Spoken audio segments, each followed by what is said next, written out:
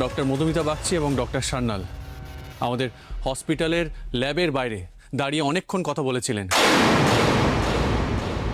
এবং পুরো দৃশ্যটা একটা সিসিটিভিতে ধরা পড়েছে। সেটার ফুটেজ আমাদের কাছে আছে।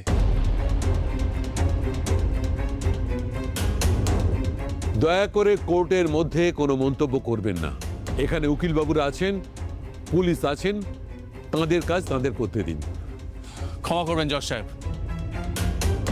ডক্টর সান্যালের মুখের কথা ছাড়া আর কি কি প্রমাণ পাওয়া গেছে ডক্টর মধুমিতা বাগচির বিরুদ্ধে, দয়া করে সেটা কোর্টে পেশ করুন। মেলর্ড, রেহান বাবু যে সিসিটিভি ফুটেজের কথা বলছেন, আমাদের কাছে শুধু সেই ফুটেজটাই আছে। এছাড়া আর অন্য কোনো প্রমাণ এখনো পর্যন্ত আমাদের হাতে এসে পৌঁছয়নি। আমাদের হাসপাতালের ফুটেজ চেক করলে তো 100টা লোকের সঙ্গে আমাকে প্রত্যেক দিন কথা বলতে দেখা যাবে, আর সব থেকে বেশি ফুটেজ পাওয়া যাবে আমার রেহানের সঙ্গে। কারণ হাসপাতালের বাইরে কাজ ছাড়া আমি রেহানের সঙ্গেই সব থেকে বেশি টাইম স্পেন্ড করি।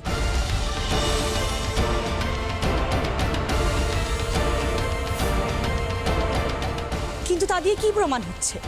আমি আর রেহান একসাথে বসে কনস্পিরেসি করি? তা তো নয়। তাহলে ডক্টর সান্যালের সঙ্গে আমি কথা বলছি মানে রূপাই সাহার ব্লাড রিপোর্ট ফোর্জ করতে বলছি, এটা কি করে প্রমাণ হলো?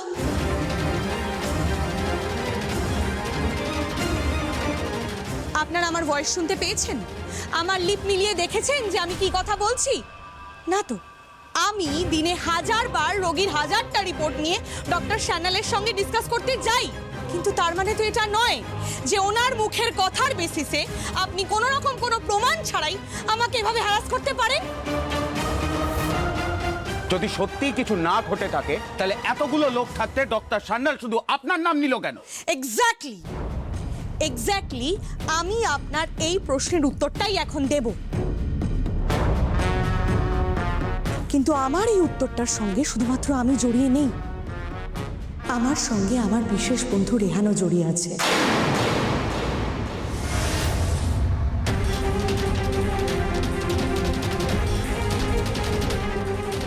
আসলে কি জানেন তো, আমাদের ল্যাবরেটরির চিফের ডক্টর সান্যালের রেহানের ওপর সাংঘাতিক রাগ রয়েছে, সাংঘাতিক গাত্রদাহ আছে, আর সেই ঝাল মেটানোর জন্যই উনি একটা ফোর্জ রিপোর্ট রূপাই সাহার নামে বার করে রূপাইকে ফাঁসাতে চেয়েছেন।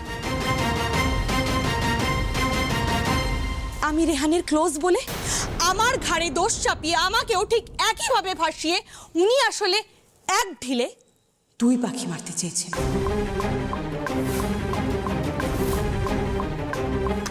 কি ডক্টর সান্যাল, ঠিক বলছি তো? মিথ্যে মিথ্যে ধর্মবতার। মধু মিথ্যে কথা বলছে। আমি এ কাজ করিনি। মধুমিতা আমাকে ল্যাবের বরাত পাইয়ে দিয়েছিল। এই কৃতজ্ঞতার জন্য আমি মধুমিতার এই কাজটা করতে রাজি হই। মিথ্যে মিথ্যে ডাহা মিথ্যে বলছেন উনি।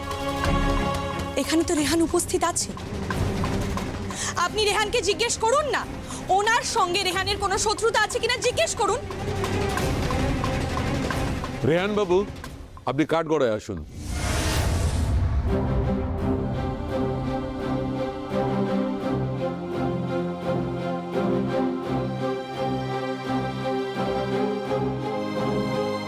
মধুমিতা দেবী যা বলছেন তা কি সত্যি?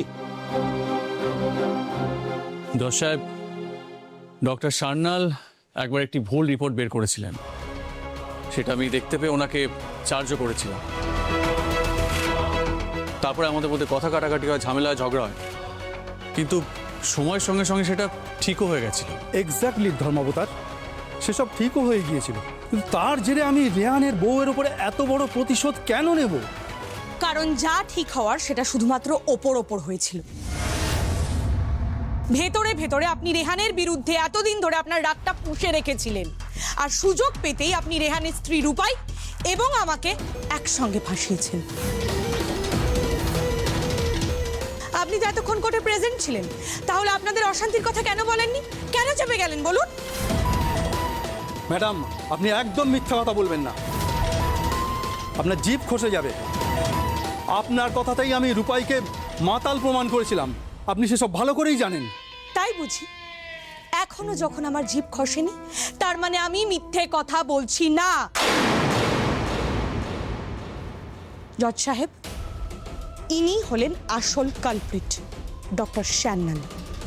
জজ সাহেব, আমি রেহানের ছোটবেলাকার বন্ধু, আর এখন রেহানের পারিবারিক বন্ধু।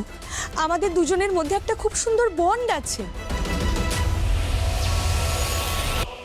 আর রেহান আর রূপায়ের মধ্যে তেমন কোনো সম্পর্কই নেই।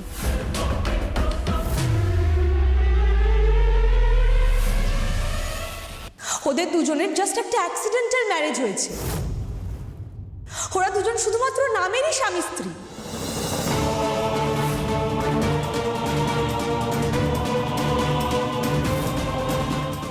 কিন্তু ওরা দুজন একেবারে দুই মেরুর মানুষ। আর রেহান না রূপাইকে কোনোদিন ভালোবাসতে পারে না, কারণ ওদের ক্লাসটা সম্পূর্ণ আলাদা, আর সেখানে ভালোবাসাটা কোনোভাবেই সম্ভব নয়।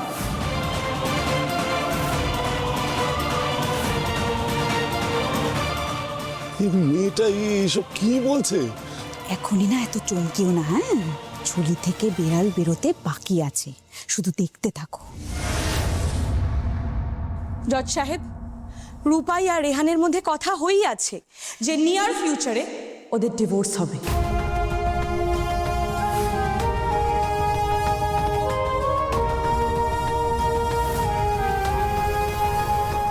সত্যি নার্সবাবু ডিভোর্স চান? আমাকে বলতে না পেরে মধুমিতা ম্যাডামের কাছে কি বলেছেন? কি বলছে? কি বলছে এই ডাক্তার মেয়েটা? শুনতে পাচ্ছ মেজে বৌমা? এই মধুমিতা ডাক্তার কি বলছে প্রকাশ্য আদালতে, কি বলছে শুনতে পাচ্ছ? বড়দা, বড়দা দেখুন, আমি কিছু বললে তো আমার দোষ হয়ে যাবে। আপনি এক্ষুনি আমাকেই বকবেন, আমাকেই দোষ দেবেন। কিন্তু আপনি বলুন ঠান্ডা মাথায়, হ্যাঁ, রূপাই কি রেহানের স্ট্যান্ডার্ডের নয়। কিন্তু রেহানের স্ট্যান্ডার্ডে যদি সত্যি কেউ থাকে সেটা কিন্তু মধু। ঘি আর আগুন যদি পাশাপাশি থাকে সেটা তো দপ করে জ্বলে উঠবেই। আপনি কত আটকাবেন? তুমি চুপ করো। কেন বুঝতে পারছো না? হ্যাঁ, আগে যদি কোনো ঘটনা ঘটেই থাকে, ঘটতে পারে, তাদের বন্ধুত্ব হতে পারে, কিন্তু যেভাবেই হোক, যে কারণেই হোক, রূপায়ের স্মৃতিকে সিঁদুর দিয়ে রেহান এ বাড়িতে তাকে বউ হিসেবে নিয়ে এসেছে। এখন মল্লিক বাড়ির কোনো ছেলে বউ থাকতে অন্য কোনো মহিলার সঙ্গে কোনো সম্পর্কে জড়াতে পারে না। বলছি, আমার কথাটা একবার শুনুন। আমার ছেলে তো, আমি তাকে খুব ভালো করে চিনি। এসে আর যাই করুক, এইসব কাজ সে করতে পারে না বড়দা। আমি বলছি শুনুন, ও যখন রূপাইকে বিয়ে করে এই বাড়িতে এনেছে, বউয়ের মর্যাদা দিয়েছে, আমি বলছি শুনুন, রেহান সেই কথা রাখবে। রাখছে দেখতে পাচ্ছ না, রাখছে। হ্যাঁ, ওই মধুমিতা ডাক্তার তাহলে কোন স্পর্ধায় এই প্রকাশ্য আদালতে কনফিডেন্টলি এই ধরনের কথাবার্তা বলে? কোন স্পর্ধায়? তার মুখে আটকায় না? বড়দা, মেয়েটি তো ওরকম, ও তো যখন যা ইচ্ছে বলে, ওর মুখে কিছু আটকায় নাকি আপনি বলুন? হ্যাঁ, তাই বলছে। হ্যাঁ, তুমি আর শাক দিয়ে মাছ ডেকো না, মেসদি ভাই, শাক দিয়ে মাছ ডেকো না। রেহানের নিশ্চয়ই ইন্ধন ছিল, একদম অবশ্যই ছিল ইন্ধন। আরে বাবা, রেহানের ইন্ধন না থাকলে মধু এতবার বাড়তে পারে কি? তুমি বলো না, ভেবে পারে? ছি ছি ছি ছি ছি বাবা।